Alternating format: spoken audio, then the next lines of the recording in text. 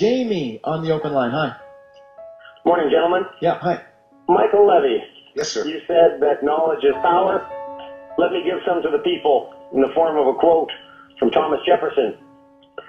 If the American people ever allowed private banks to control the issuance of their currency, first by inflation and then by deflation, the banks and corporations that will grow up around them will deprive the people of all their property until their children wake up homeless on the continent their fathers conquered. The issuing power should be removed from the banks and restored to the people to whom it properly belongs.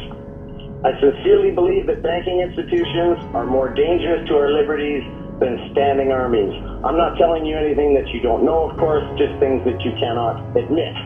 Everybody says follow the money. Nobody follows it backwards to the printers.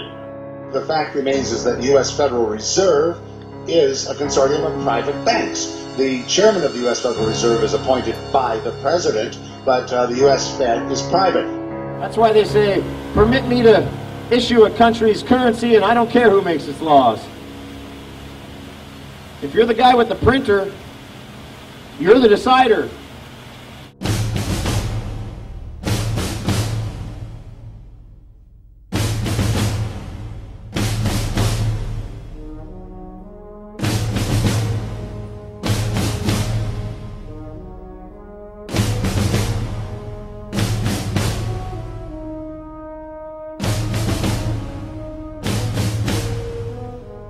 This is the Lincoln quote.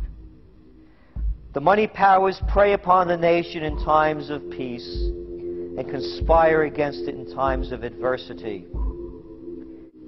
I see in the near future a crisis approaching that unnerves me and causes me to tremble for the safety of my country.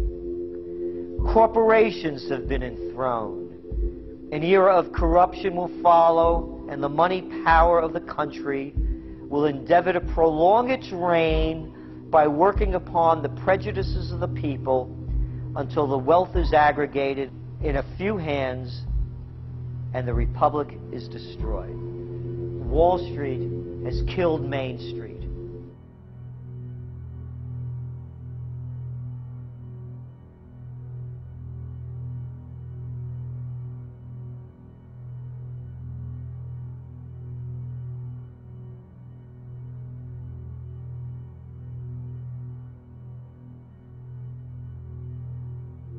So I know how unpopular it is to be seen as helping banks right now, especially when everyone is suffering in part from their bad decisions. I promise you, I get it. The banks are going to come to you for another bailout.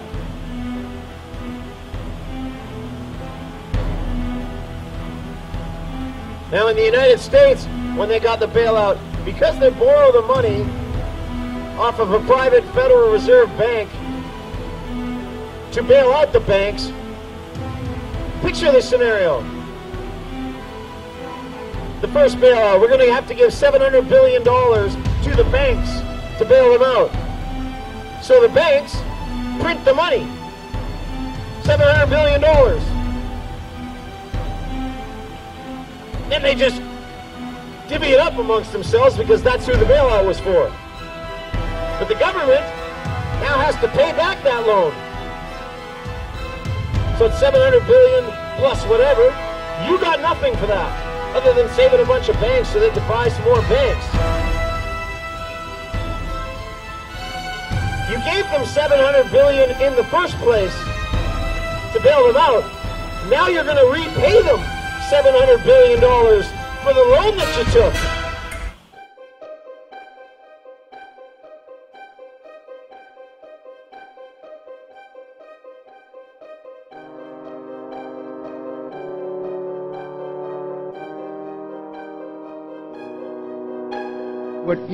What we have here is a situation where banks are hoarding the money that they're getting from the TARP. They're using the money to purchase other banks, and all of a sudden the Treasury sent a signal to the banks, forget about it.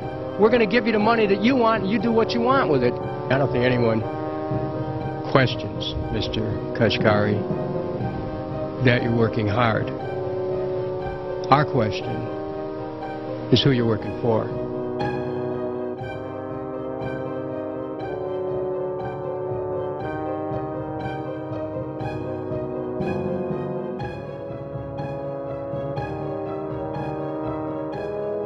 people that are knowledgeable know that the fight that this country has been waging since its inception is for the central bankers not to take over the country. In 1913, the money power of the country was taken away from the people.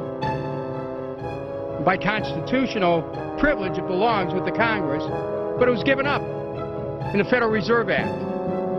The Federal Reserve is no more federal than Federal Express.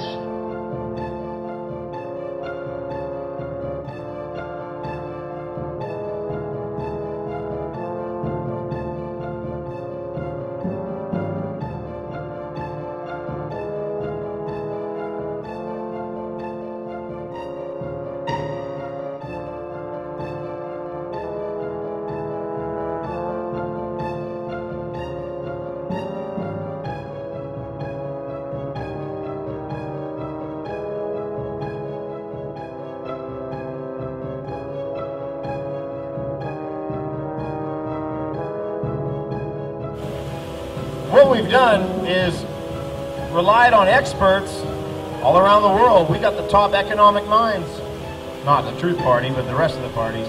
And what those top economic minds have done is figured out a way to rip you off without you being able to figure it out.